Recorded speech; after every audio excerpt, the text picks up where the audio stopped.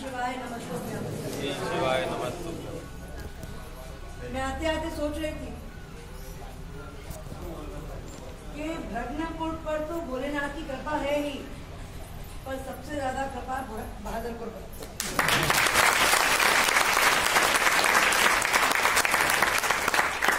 बुरहानपुर शहर से कार्यक्रम ज्यादा दूर है, पर कार्यक्रम आपके आंगन में है। और अगर आपके कार्यक्रम में आंगन है तो सबको उसमें हाथ लगाना है, सबको अपना अपना हिस्से का एक एक लोटा दूध डालना है। अगर ये सोचेंगे कि गांव डाल रहा है कि लोटा दूध, मैं एक लोटा पानी डाल दूं, तो कथा कैसे होगी? ये श्रम भी जरूरी है, पर आपका सबका अपने अपने तरीके से योगदान भी जरूरी है।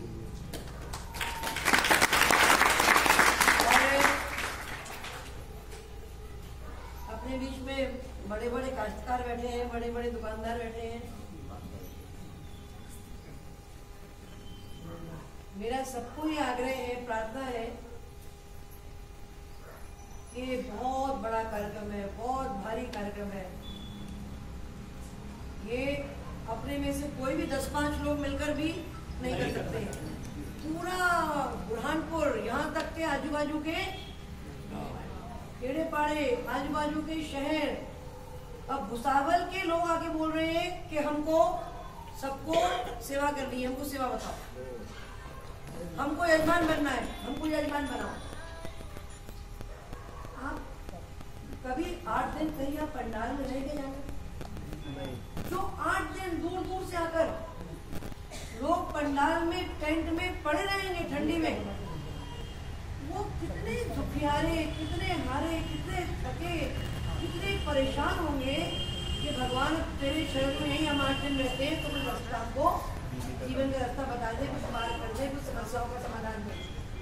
इतने दुखी लोगों की सेवा करने का मौका हमें इस कार्यक्रम के माध्यम से मिलने वाला। और आप ही नहीं, आप जिससे करवा सकते हो उससे अपना अपना योगदान करवाओ।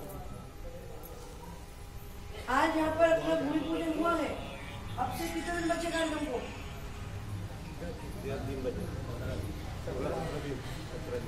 और 15 दिन मैं सिर्फ उतनी देर सोती हूँ जब तक बाकी लोग सोए हुए, मेरे को जाने को जगह नहीं किसी के घर। कि रात को 3 बजे 4 बजे चली गई तो लोग बोलेंगे भाई पागल हो गई। और सब पागल हो जाएंगे तो कार्यक्रम अच्छा होएगा, सब होशियार बने रहेंगे तो बहुत दिक्कत आएगी। और अपन बोलते मालेगांव का कार्यक्रम, अपन बोलते कि बैतूल का कार्यक्रम, परभनी का कार्यक्रम, कोई ये नहीं बोलेगा दीदी का कार्यक्रम, कोई ये नहीं बोलेगा कि योगेश महाराज का कार्यक्रम, कोई नहीं बोलेगा प्रभाकर भाई का कार्यक्रम, माधव भाई अग्रवाल जी का कार्यक्रम, कोई नहीं बोलेगा कि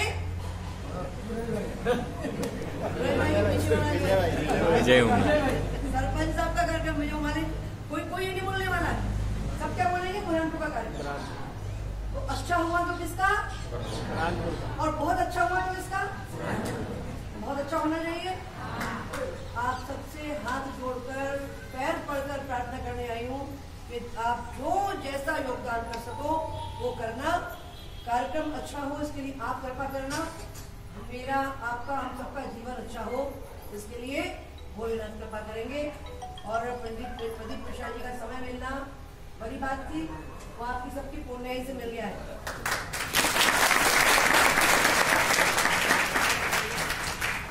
अब आप सब यहाँ बैठे हो, कोई पूछ रहा है कि बाजू वाले की जात क्या है? हाँ, पीछे बैठा कौन जात का है, बाजू बैठा कौन जात का है, आगे बैठा कौन जात का है, हम देख रहे हैं? नहीं। और भगवान ने जात नहीं बनाई है, और सनातन वैदिक पद्धति में कोई जात नहीं थी, अपने अपने प्रोफेशन थे। कोई डॉक्टर है, कोई इंजीनियर है, तो कोई जात थोड़ी है। वो डॉक्टर का लड़का पढ़ेगा इंजीनियर बन जाएगा, इंजीनियर का लड़का दूसरा कुछ पढ़ेगा वो सीए बन जाएगा। पर परकीय लोग आए, हमारे देश पर आक्रमण हुआ और हमारी शिक्षा कमजोर हो गई। शिक्षा कमजोर होने से जो जहां था वो वहीं रुक गया और जाति व्यवस्था बन गई। अपने आप जन्म से जात नहीं है, जात कर्म से, कर्म जैसे है वैसी जात है। और जात अपनी जन्म से अपने देश में, अपनी संस्कृति में, हिंदू धर्म में, अपने वाल्मीकि ऋषि, हम उनको ऋषि मानते हैं। उनकी रामायण आप सब विप्र लोग, ब्राह्मण लोग याद करते हो, पर वो ब्राह्मण नहीं थे। अल्या कोड़ी विश्वामित्र जी ब्राह्मण नहीं थे, श्रृंगी ऋषि ब्राह्मण नहीं थे। इसलिए हम सबको इस कथा के माध्यम से जाति की दीवारें, भाषा की दीवारें और अमीर गरीब की दीवारें, स्त्री पुरुष की दीवारें, ऊंच नीच की दीवारें, ये सारी दीवारें तोड़कर हम सबको एक होकर, एक रस होकर, समरस होकर कार्यक्रम में अपने पद से अपने यहाँ कहते हैं हिंदव सोदरा सर्वे। जो हिंदू है, जिसने इस देश में जन्म लिया है, उन्होंने एक माँ के कोख से, भारत माँ की कोख से जन्म लिया है, वो सब भाई बहन है।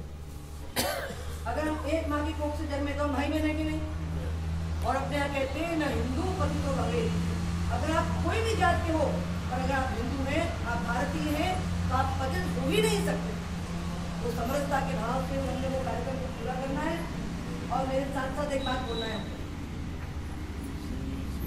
एक लोटा जल सारी समस्या का है। अब एक लोटा जल नहीं रहेगा तो समस्या का हल नहीं होने वाला ना। अब इसके आगे सोचो, लोटे में रहे जल, लोटे में रहे जल, लोटे में रहे जल, ये हमारी होगी पहल। नदियों में रहे जल, धरती में रहे जल, धरती में रहे जल, नदियों में रहे जल, कुओं में रहे जल, तभी होगा हर समस्या का हल।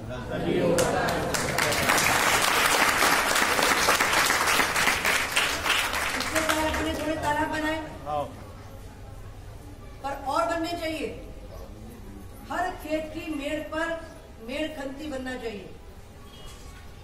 कहते हैं कि जिस देश की सीमाएं सुरक्षित नहीं, वो देश सुरक्षित नहीं। पाकिस्तान से, चाइना से बचा के रखना पड़ता है देश को। प्रधानमंत्री चिंता करते हैं उसकी। तो जिस देश की सीमाएं सुरक्षित नहीं, वो देश सुरक्षित नहीं। और जिस खेत की मेड़ सुरक्षित नहीं, वो खेत सुरक्षित नहीं। अपन ने मेड़ छोड़ी क्या? तो अपन तो सुअर को बुला रहे, आज आप फिसल क्या हमारी? हमने मेड़ नहीं छोड़ी। तो मेड़ खंती बनाओ, पेड़ लगाओ, टोटी बंद करो, नल खोल के पानी छपक छपक छपक छपक मत कपड़े धो, है ना? कपड़े के धोने पानी से एक बार बर्तन धोगे, फिर बर्तन दोबारा साफ पानी से धो लो, है ना? जब तक ब्रश करते, जब तक के नल खोल के मत रखो। पानी ऐसा वापरो कि सिर पे उठा के लाते हो, कैसा वापरते, वैसा पानी वापरना।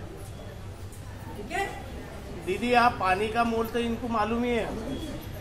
यहाँ रात के 4-4 बजे तक पानी भरना पड़ता था। मैं बोल रही हूँ ना तुम्हारे बिना, मैं सरपंच का काम वो भूल गए, अभी भूल गए लेकिन नए लोगों को नहीं। अच्छा एक बात, एक मिनट, अगर एक लोटा जल से समस्या हल हो रही है, तो आप कितने लोटे जल बहा दे रहे हो, वो समस्या आपकी बढ़ेगी कि नहीं बढ़ेगी?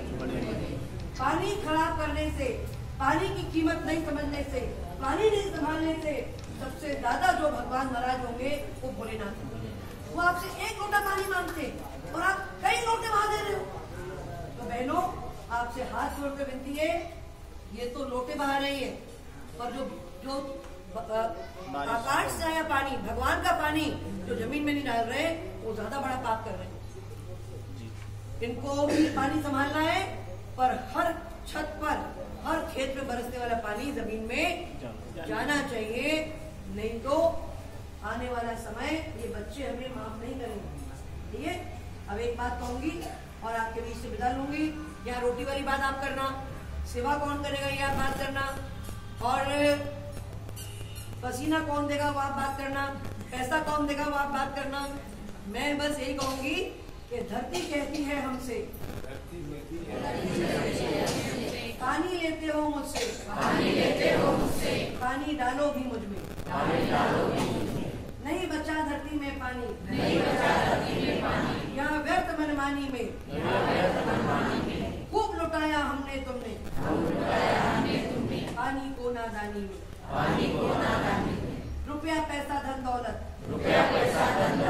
कुछ भी काम न आएगा, यदि इंसान इसी तरह धरती को रोज के खाएगा। अच्छा एक बात बताओ कि अगर आपने जितने भी तुमने छोटे बड़े जो भी डागड़े पहने, कान में पहना है, कि नाक में पहना है, कि हाथ में पहना है, कि पैर में पहना है, ये चांदी सोना अभी बैठे बैठे मिट्टी हो गया तो दुनिया चलेगी? चलेगी नहीं चलेगी? चलेगी ना। और सारी मिट्टी सोना होगी तो दुनिया चलेगी? तो मिट्टी कीमती है, सोना कीमती? मिट्टी को बनाए रखने के लिए पेड़ लगाए बिना मिट्टी नहीं बचेगी, मिट्टी नहीं संभलेगी, और ना दवाई की दुकान चलेगी ना दारू की दुकान चलेगी। बोले बाबा की